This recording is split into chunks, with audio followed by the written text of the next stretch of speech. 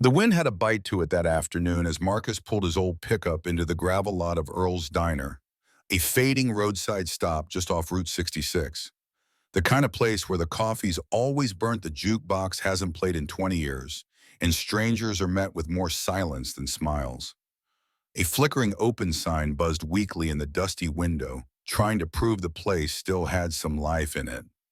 Marcus shut off the engine and sat for a moment watching the door.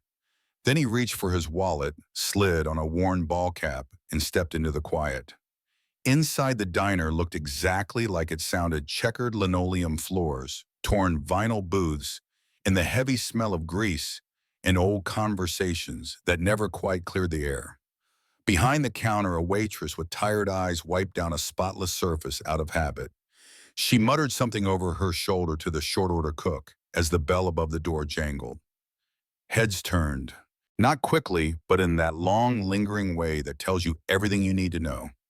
No one smiled, no nods, just stares. The kind that come before words. At the far corner, a table of bikers paused mid-laugh, their faces unreadable behind dark glasses and leather vests. Marcus didn't flinch. He adjusted his cap, shoulders relaxed, and walked to a booth by the window. He always liked to face the exits, old habits. The waitress walked over her pen, tapping the edge of her notepad. "What'll it be?" she asked, her voice flat. "Cheeseburger and fries. Coffee, black." Marcus said, polite, quiet. She wrote without looking at him. Her eyes shifted toward the table of bikers who hadn't stopped watching. They were circling not with motion but with attention. Marcus said nothing. He traced the rim of his coffee cup when it came slow and thoughtful. The tension in the room wasn't loud, but it was heavy, like the kind of silence that comes before a summer storm. You don't hear it, but you feel it pressing in. A voice finally broke the quiet. One of the bikers leaned back, big man with a thick beard and a stare like sandpaper. "Well, would you look at that? Looks like we got ourselves a tourist," he said loud enough for everyone to hear. Another one chuckled low. "Hey, buddy, you deaf or just rude?" Marcus didn't answer. Didn't need to. The waitress' hand trembled as she placed his coffee on the table. He looked up at her and offered a faint smile. "Thanks," he said gently. It wasn't her fight, and she knew it. So she walked away. And in that small, fading diner along Route 66, a moment stretched thin. Something unspoken had already begun. And what came next, well, no one in that room would ever forget it. The room had taken sides, and Marcus hadn't said more than a dozen words. The bikers were still camped in the corner, all worn denim and swagger, their attention glued to him like he'd walked into the wrong movie. Marcus sat quietly, coffee in hand, unfazed. He hadn't looked their way. He hadn't needed to. But silence has a way of making men restless, especially the kind that run on noise and ego. One of them, the broad-shouldered one with the thick gray beard and black ink tattooed across his knuckles, wasn't done with his performance. He leaned back in his chair, again stretching like a man too big for his own skin. "Maybe he's just shy," he called out, voice dripping with mock sweetness. "Or maybe he's lost. Ain't much for his kind out here." The laughter that followed wasn't loud. It was low, Ely. The kind of sound that makes even the walls seem to pull back. Marcus didn't move. He didn't twitch. He simply took another sip of his coffee, slow and steady, as if he hadn't heard a word. But that silence, that calm, it just made them angrier. The scrape of a chair rang out across the floor as the bearded man Travis stood and pushed back from the table. His boots hit the tile hard as he walked forward, the other bikers staying put, leaning back like they were watching a show they'd seen before. The waitress froze behind the counter. Her eyes darted from Marcus to the advancing man, panic rising in her chest. Travis stopped just beside Marcus's booth, standing close enough for the sour smell of sweat and cigarettes to mix with the scent of fresh brewed coffee. "I'm talking to you, boy," he said. That word, sharp and sour, landed like a slap in the air. Marcus didn't blink. He set his coffee cup down gently on the saucer, then turned his head just enough to face him. "Something I can help you with?" he asked. His voice was soft, even. Not a trace of anger, just a question. Travis wasn't expecting that. He paused, just long enough for something in his expression to flicker. "You're sitting where you don't belong," he growled. "Don't you know how things work around here?" Behind him, another biker, thin, wiry, and younger, called out, "Show him Travis. Teach him some manners." Marcus let out a quiet breath, barely a sound. He looked at Travis, eyes calm. "I'm just here for lunch. That's all." But that quiet answer, that calm tone, it didn't land the way Travis wanted. He needed heat, resistance, something he could throw fists at. He slammed a fist down on the table, rattling the salt shaker and silverware. "I don't think you heard me, friend," he spat. Marcus slowly lifted his eyes, and when they met Travis's, the whole room seemed to shift. There wasn't fear in them. There wasn't defiance either. There was stillness, a kind of stillness that didn't break, that didn't budge. And that scared Travis more than a shout ever could. A beat passed, then another. "Back off," Marcus said quietly. Not a plea, not a threat, just the truth spoken plain. Travis snorted and jerked his arm, trying to shake off the unease crawling up his spine. Or what he barked, trying to sound tough. But the diner had gone dead silent. Even the cook in the back had stopped flipping burgers. The only sound was the hum of the neon sign outside and the faint clink of dishes cooling behind the counter. Travis's patience snapped. With one quick move, he reached for Marcus's collar. He didn't make it. Marcus's hand moved like lightning, fast, practiced, and without hesitation. He caught Travis's wrist midair, gripping tight like iron. "Don't," he said, still calm, but with a new edge in his voice. A warning, a line drawn. Travis froze, thrown by the strength in that grip. His face tightened, and for a moment he didn't know whether to pull back or press forward. The other bikers were watching now, waiting, daring him. With a jerk, Travis yanked free and stepped back, trying to save face. "You think you're tough?" he spat. "We'll see about that." He turned to his buddies. "Get up," he snapped.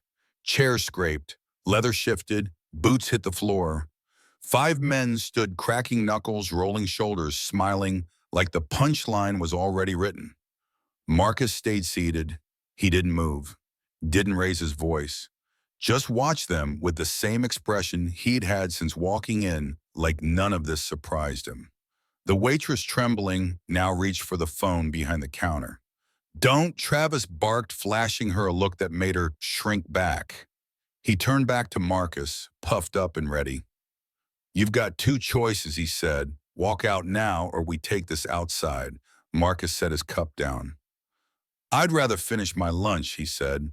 That grin on Travis's face stretched wide. "Fine, we'll do it here." The bikers closed in, forming a half circle around the booth. They thought they had him cornered. They were about to find out just how wrong they were. The diner had become a stage. And every soul in the room, waitress, cook, granddad in the back booth, had just become the audience. Even the wind outside seemed to hold its breath. No one moved. No one spoke. And that silence, that long hanging silence, it was about to be broken. Not by noise, but by action. The diner was still as stone, the kind of still where even the old ceiling fan seemed to hush itself, blades cutting slower through the thick air. Travis cracked his knuckles, his face twisting with the kind of pride that comes right before a fall. He leaned in, smirking wide. "Last chance, tough guy.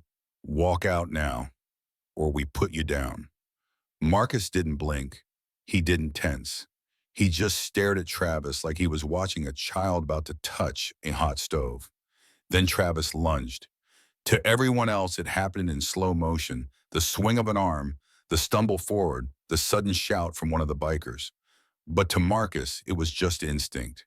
He didn't flinch, didn't raise his voice. He moved with a sharp precision that didn't come from anger, but from training. In one fluid motion, Marcus slid out of the booth, grabbed Travis's wrist mid-swing, and stepped aside, letting the man's own momentum carry him forward. With a swift twist, Marcus turned Travis's arm behind his back and guided him face first into the table. The sound of his chest hitting the laminate echoed through the diner like a gunshot. One down, the other bikers stood frozen, their boots planted, but only for a breath. Marcus let go, and Travis dropped to the floor with a thud, groaning in stun. "Don't," Marcus said, calm as ever. His voice wasn't loud, but it filled the room. "You don't want this. But pride is a loud thing, especially when it's bruised in public."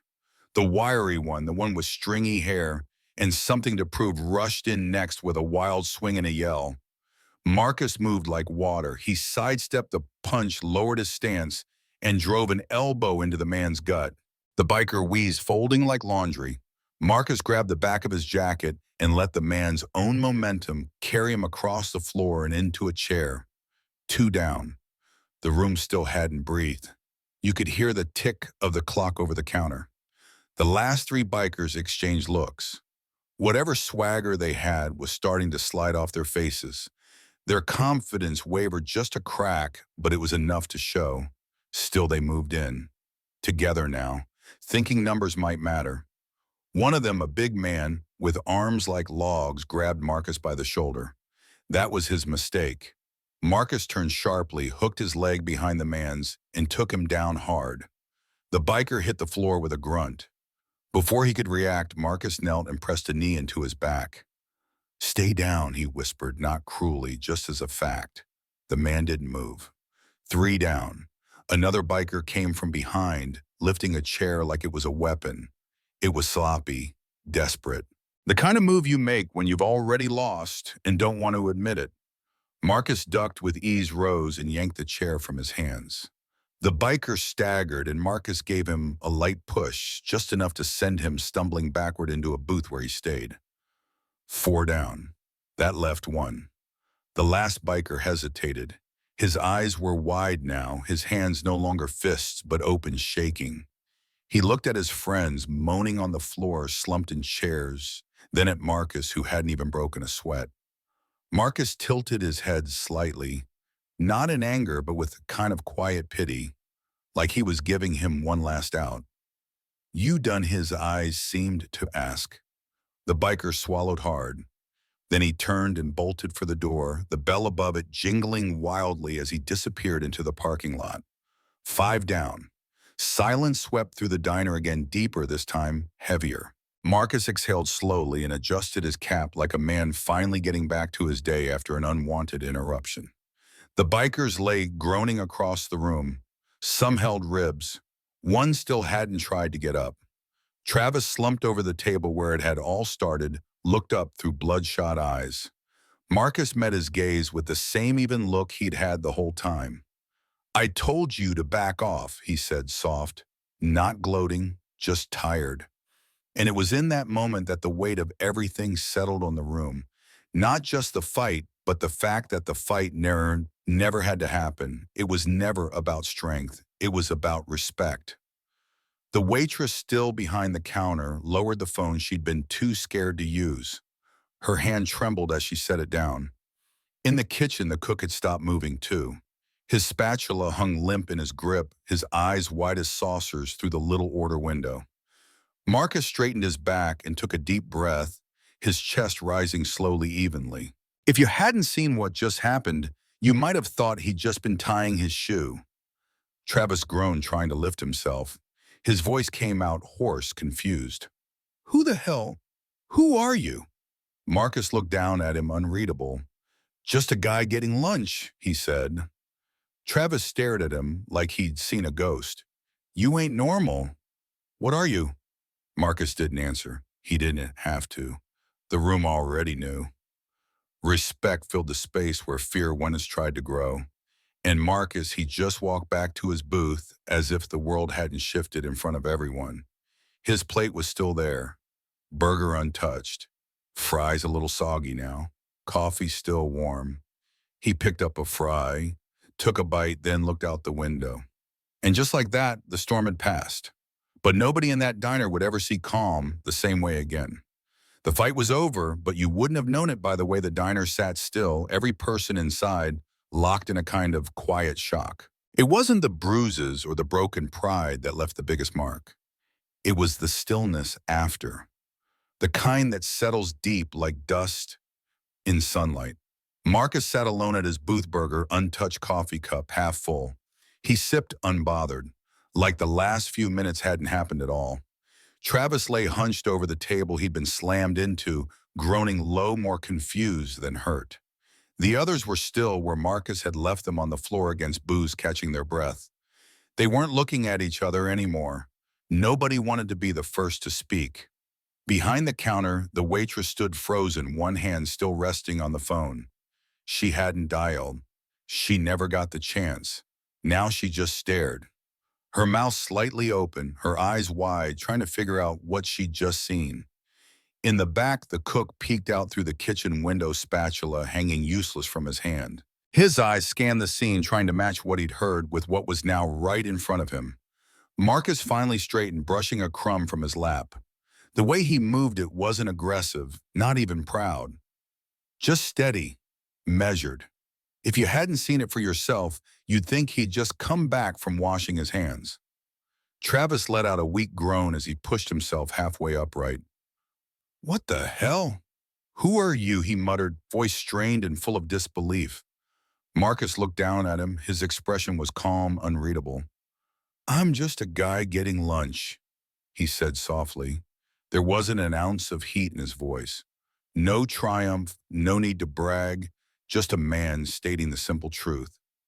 Across the room, the wiry biker coughed, still slouched against a chair. "You military or something?" he asked, his voice shaky. Marcus didn't answer. He didn't need to. Instead, he turned back to his booth. He picked up another fry, took a bite, and chewed thoughtfully. He didn't even glance at the others still groaning across the floor. The waitress finally moved, stepping out from behind the counter like she was testing the ground. She approached cautiously, her voice a little shaky. "Sir, are you okay?" Marcus looked up and gave her a gentle smile.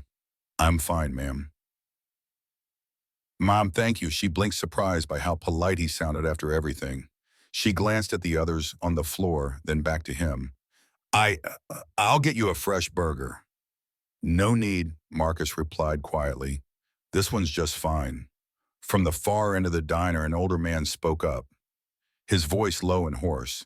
"I ain't never seen anything like that before," he muttered, mostly to himself. He wore a flannel shirt and a weathered baseball cap, his face sun-baked and lined. The kind of man who'd seen a lot, but not this. Whispers started to spread slowly through the room.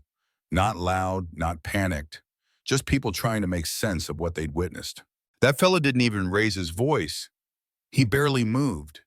Did you see how calm he was?" Marcus heard it all, but he didn't react. He reached into his jacket and pulled out a few bills, folding them neatly beneath the edge of his plate. Then, with the same steady grace that had carried him through the fight, he stood. The soft sound of his boots on the tile was the only noise in the room. As he walked toward the exit, the waitress watched him wide-eyed. The whole diner seemed to lean in without moving. "Wait," she called after him, her voice thin but hopeful. "Who are you really?" Marcus paused at the door, one hand resting on the frame. He turned just enough to catch her eye, holding her gaze for one breath longer than expected. "Just a guy who knows how to finish his lunch," he said, a faint smile crossing his lips.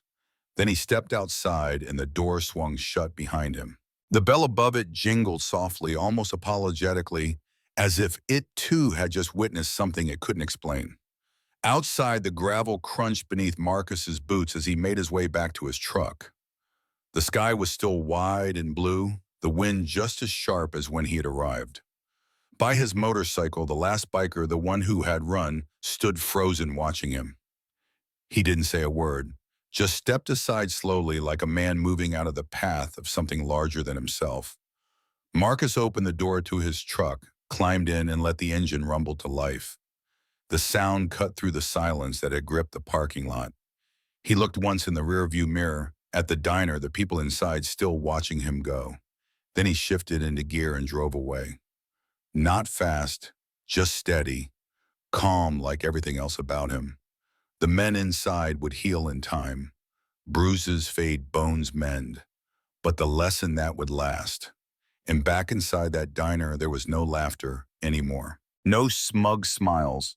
Just the echo of a man who didn't threaten, Didn't shout, didn't brag. Just a man who said no the right way and meant it. The gravel hissed beneath the tires as Marcus pulled away. From Earl's diner, the old truck rumbling like a slow exhale. Behind him, the diner faded in the mirror, still quiet and forever changed. Inside, the bikers would gather themselves piece by piece, trying to make sense of what had just happened. Their bruises would fade, but the memory of one calm man who dismantled them without ever raising his voice, that would linger. Marcus didn't look back. Not really. He just glanced once in the mirror, not to check on them, but to remind himself he'd done what needed to be done. The road stretched ahead like time itself.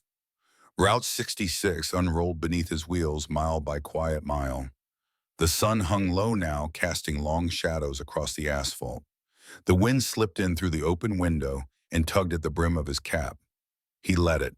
Somewhere down that stretch of two-lane highway, Marcus found his rhythm again. He wasn't thinking about Travis or the fight. He wasn't replaying what happened looking for justification. He didn't need to. What mattered was that the line had been drawn, and when someone tried to cross it, he stood his ground, not with rage, but with clarity. He'd done that before. In other places. Far from home.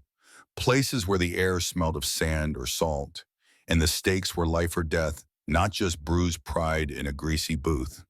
Marcus had served his time in the teams. Navy SEALs didn't talk much about what they did, and Marcus talked even less. But those years had shaped him not just in body, but in spirit. They taught him what mattered, what didn't. They taught him when to move and when to stay still. The missions, most folks would never know them. He didn't wear his service like a badge. He wore it more like a shadow, quiet, constant, a part of him. And that diner, that wasn't the battlefield. That was just a place where someone forgot what respect looked like. A place where noise tried to swallow silence and failed. A few miles later, the truck slowed as Marcus pulled off into another roadside stop. This time, it was a tiny gas station nestled between two cottonwood trees, one flickering pump out front, the kind of place that had one dusty cooler, a single register, and a clerk who probably knew every customer by name until today. Marcus stepped out, stretched his legs, and rolled the tension out of his shoulders. The air still had a bite to it, but it felt cleaner out here, away from the heat of conflict. Inside the store was Wyatt. A teenage boy stood behind the counter, earbuds dangling around his neck, tapping at his phone like the world outside didn't matter much. When Marcus walked in, the bell above the door gave a soft chime. The kid looked up, blinking a little, then offered a polite nod. "Hey," he said, "help you find anything?" Marcus offered a faint smile. "Just grabbing some water." "Cool," the kid replied, watching as Marcus made his way to the back. The cooler groaned when he opened it. He pulled out a bottle, twisted the cap just enough to feel the seal break, then walked slowly to the counter. The kid's eyes flicked up, studying him now. "You headed somewhere important?" he asked, trying to make conversation. Marcus laid a couple of bills on the counter, his tone easy. "Nope, just passing through." The kid nodded, glancing again at Marcus's stance, his posture, the way he carried himself, not like a drifter, not like someone lost, but like someone who knew where he stood, no matter where he was. "You military or something?" the boy asked, half curious, half respectful. Marcus paused, then shrugged with a small smile. "Just a guy getting water." The kid looked at him for a long second, said nothing more, just nodded slow and thoughtful. Marcus took the bottle, gave a quiet thanks, and stepped back outside. The sun had dropped a little lower now, kissing the tops of the trees with gold. He climbed into the truck, water resting on the seat beside him, and started the engine again. The truck rumbled to life, steady as always. In the mirror, he saw the kid watching him through the window. Not staring, just taking it in. Not everyone notices a moment when it's happening, but that kid would remember the way that man walked in quiet, polite, carrying something you couldn't see but could feel. Something earned. Marcus eased back onto the road. No headlines, no stories to tell, just one more stop behind him and 100 more ahead. He didn't need recognition. He didn't want it. But for everyone he left behind, his quiet strength left something more powerful than words. A reminder real strength doesn't have to shout. It stands still when others shake. It speaks up but carries weight. And sometimes the most unforgettable people are the ones who barely say a thing. Back at Earl's Diner, long after Marcus's truck had disappeared down the highway, the silence he left behind still hung in the air like smoke. Nobody had quite resumed their routine. The waitress, who had seen more late-night drunks and early-morning regulars than she could count, stood behind the counter with her arms folded across her chest like she was holding herself together. Her eyes kept drifting to the front door, half expecting Marcus to walk back in. But he wouldn't. He hadn't said much, just ordered a burger and coffee. And somehow that quiet man had flipped the whole room on its head without ever raising his voice. The story spread fast. A day later, it was on the lips of folks in town who hadn't even set foot in the diner.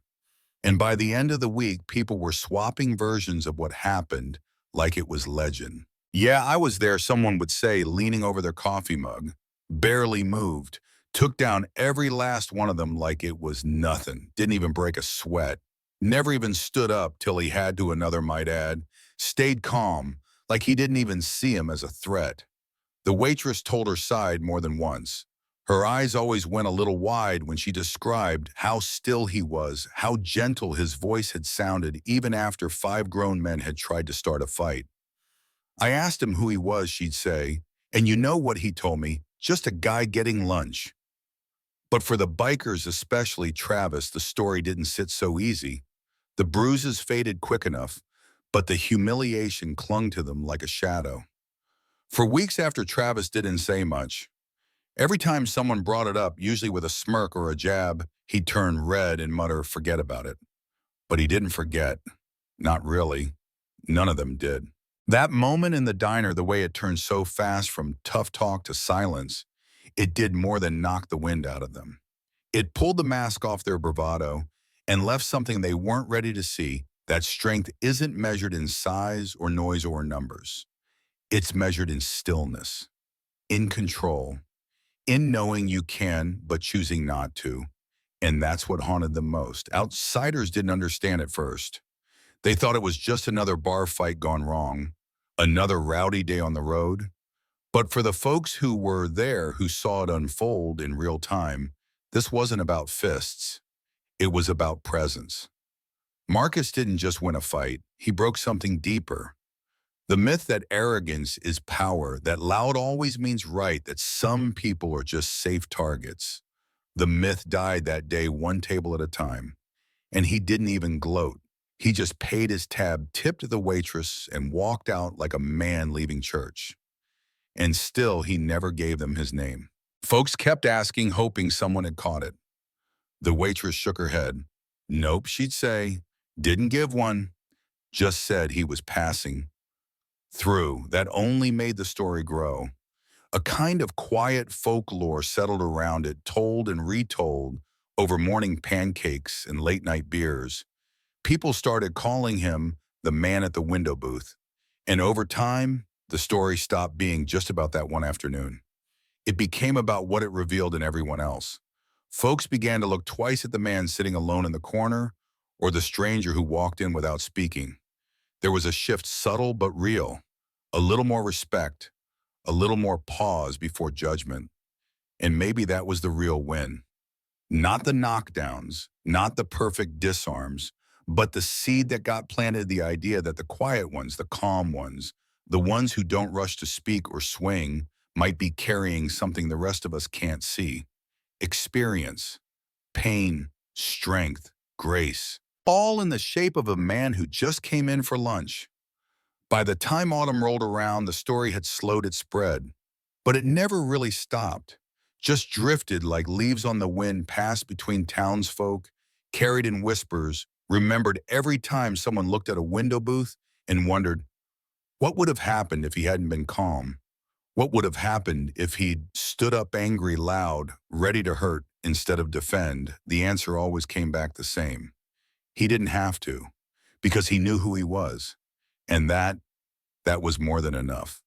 Marcus didn't look back, not because he didn't care, but because the work was done.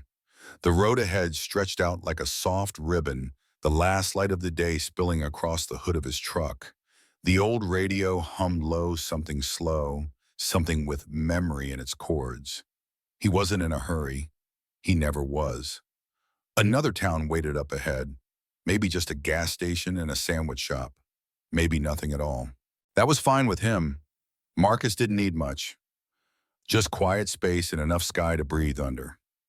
Somewhere out west, a produce summit carried on without him, rooms full of business suits and buzzwords. Somewhere else, another conflict was brewing, another man flexing too loud too early.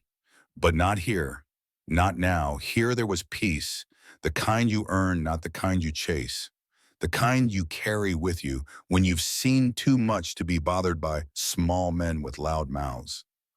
Marcus had been a Navy SEAL. He'd seen war, carried brothers through fire, walked away from things most men only read about in books. But he never told folks that. He didn't need to. His strength wasn't in what he said. It was in what he chose not to say. And as the miles passed beneath his wheels, he let the road take it all, the diner, the fight, the noise, and leave only what mattered. A man's worth isn't measured by what he boasts. It's measured by how he carries himself when no one's watching. Sometimes life gives us a moment that tests who we are. And the truth is, we don't rise to those moments. We fall back on our training, our character, our calm. Marcus reminded us that true strength doesn't need to prove itself. It holds the line even when no one's looking. It stays still, even when it could strike. In a world that rushes to shout, may we remember to listen. In a world that demands to be seen, may we choose to simply be. If this story meant something to you, if it stirred a memory, made you pause, or reminded you of someone you admire, I'd be honored if you shared your thoughts. Leave a comment. Tell me what stayed with you, or maybe just say hello. And if you'd like more stories like this, quiet ones, real ones, stories with heart, feel free to subscribe. No pressure, just an open door. Thanks for spending time here with me. I'll see you down the road.